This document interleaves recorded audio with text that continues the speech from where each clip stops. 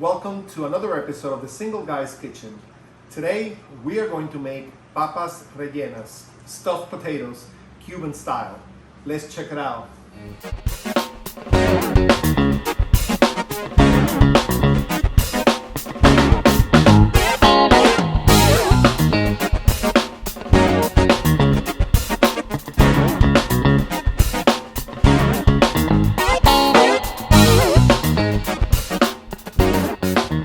So to make our papas rellenas, our stuffed potatoes, obviously we have potatoes, right?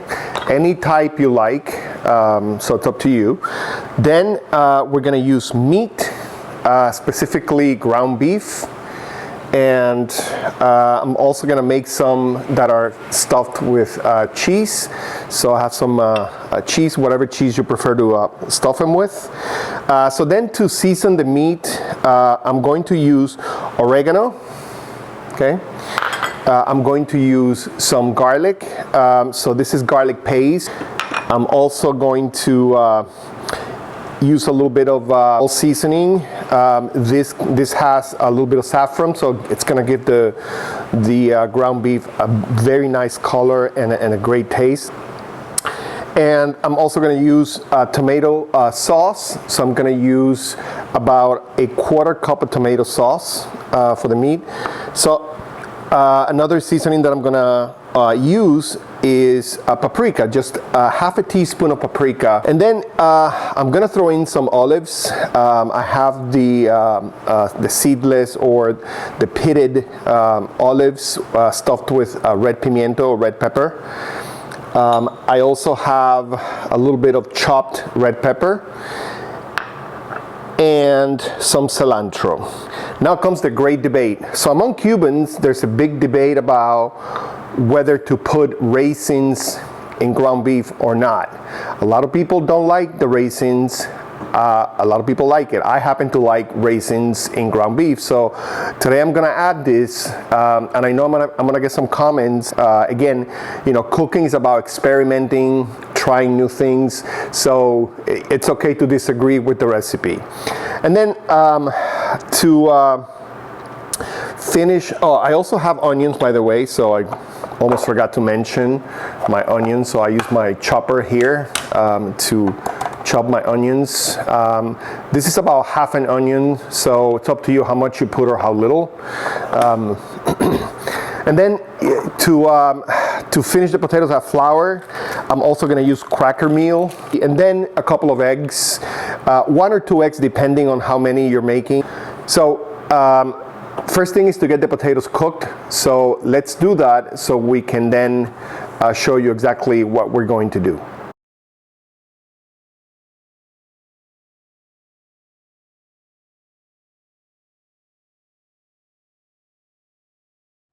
Okay, so the meat has been marinating in Spanish marinade, mojo criollo, for quite some time, so it should be nice and tasty by now. So I'm gonna start by cooking the meat. So I'm gonna add all the meat to my hot oil here.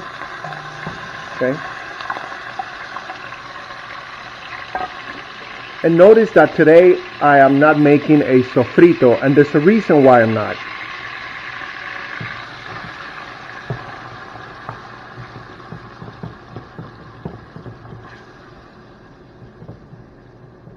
So we're gonna leave the meat there to cook. It should be about 10 minutes, and we'll come back to this. Okay, so I'm gonna first add my onions that I have in the chopper here. It's gonna go right in the pot with the meat.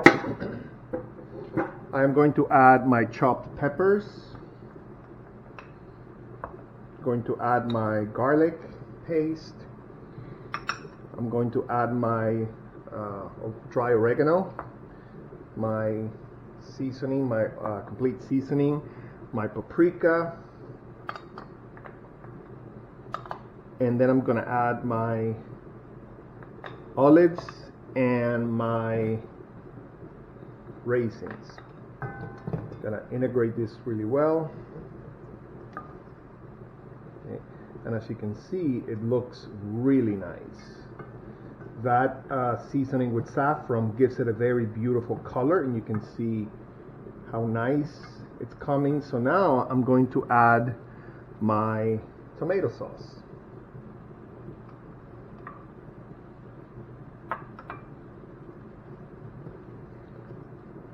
Okay, and then I'm just going to let it cook 10 to 15 minutes on medium, just to consume as much of the liquid as possible without burning it, obviously.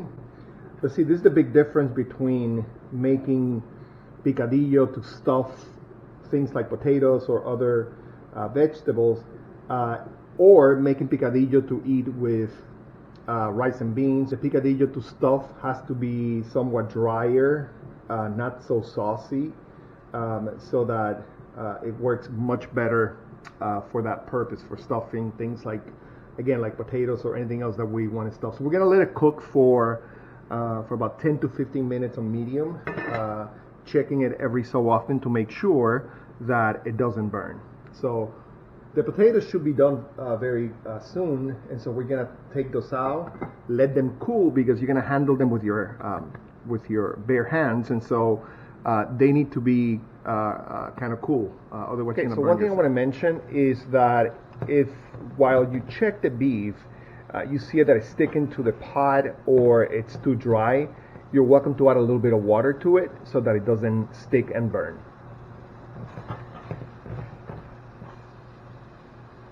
Okay, so the potatoes are ready. I'm going to run it on the cold water just to make sure that they cool down as quickly as possible, so we can then work with the potatoes without burning our hands. So empty some of the cold water, add some more, and just make sure. And I cut them in small chunks so that it cooks a lot faster than the bigger chunks. And so now that the potatoes are kind of cool, now we can work with them and begin to form the shape that we will then stuff with the meat.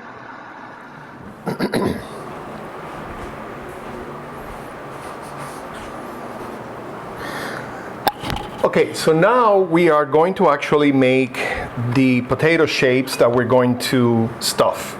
So we wash our hands really, really well, because we're going to directly touch the potatoes. And so even though these are going to go in hot oil, always wash your hands, because hand hygiene can prevent a lot of diseases. And so first thing we're going to do, we're going to grab some of the mashed potatoes. Remember, these potatoes, there's nothing added to them, no milk, no butter, nothing, just the potatoes mashed, and that's it. So we're going to make a shape, right? We're going to make sort of like a hole in the center, right? And then we're going to get our meat and going to fill it up nice and generously, and then we're going to get more potatoes and just cover everything up and shape it, right? If you have a little bit like that. So we're now going to make it softly and carefully into sort of a ball, right? So here's our potato. And now we're going to flour it up a little bit. And once we do that, here we have our eggs, right? So I beat the eggs really well. Then we're going to cover the potato with the egg and then into the cracker meal. Okay, so our oil is now, should be nice and hot right now, okay?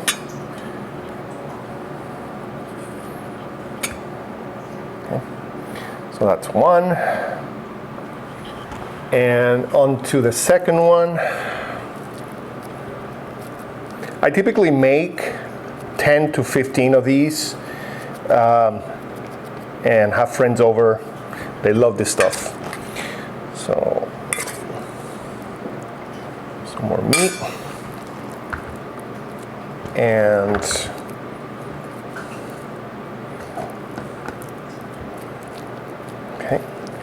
and then we make it into a ball.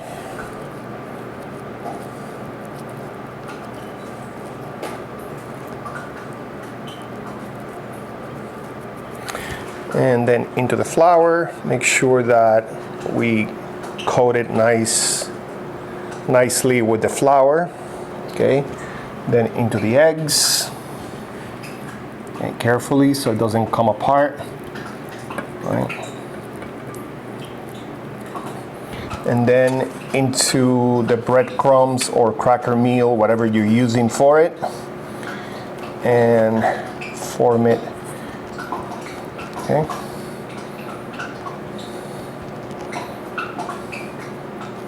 Okay, here's our second one.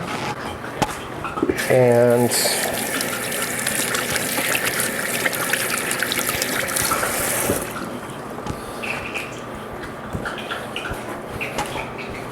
the last one, I'm going to make it with cheese. Okay, so the way I differentiate these when I make them, so I don't have to keep them separate, I put the cheese just like I did the meat. I put the cheese in the center, right, and then grab the rest of the potato, and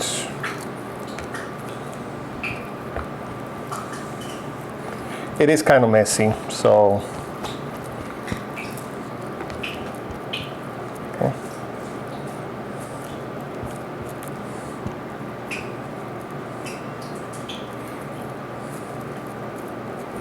So make sure you mash your potatoes really well.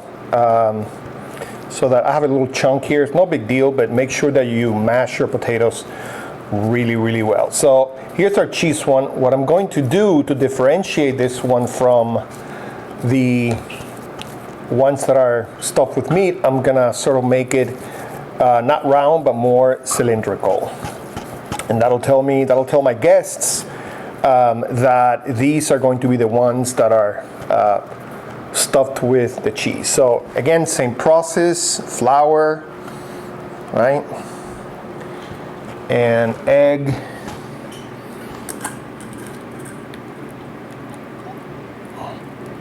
All right, nicely coated, and then into my cracker meal.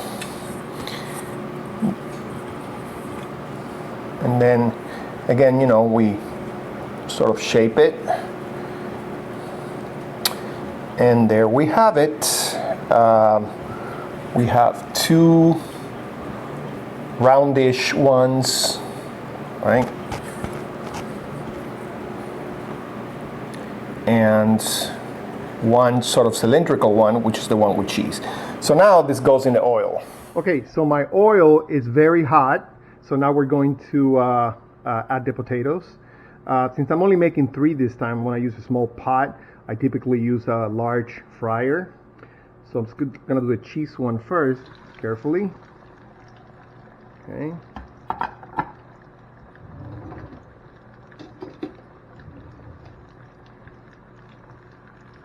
This cooks very fast, so we'll just turn it. And once it's nice and golden, we can take it out of the oil.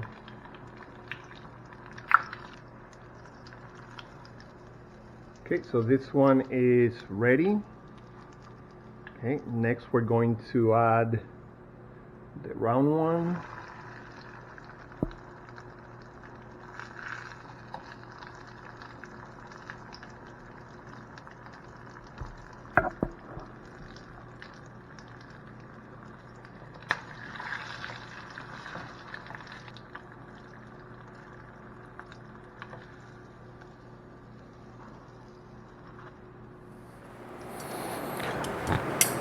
Okay, so here is our final result.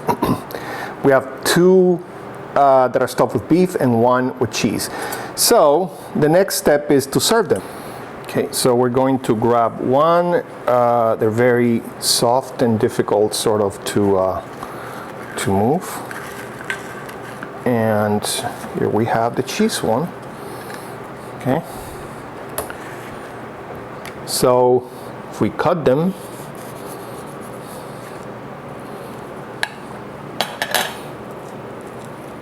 Nice and cheesy in the center. And this one is nice and meaty in the center. As you can see, very nice. So I like to cut them open and put a little bit of ketchup on them. That's how I eat them. Some people might not, but I love to eat them with some ketchup. So I really like these. They're sort of a snack. So you can find these at most Cuban cafeterias or coffee shops. And there you have them. Papa rellena. Buen provecho.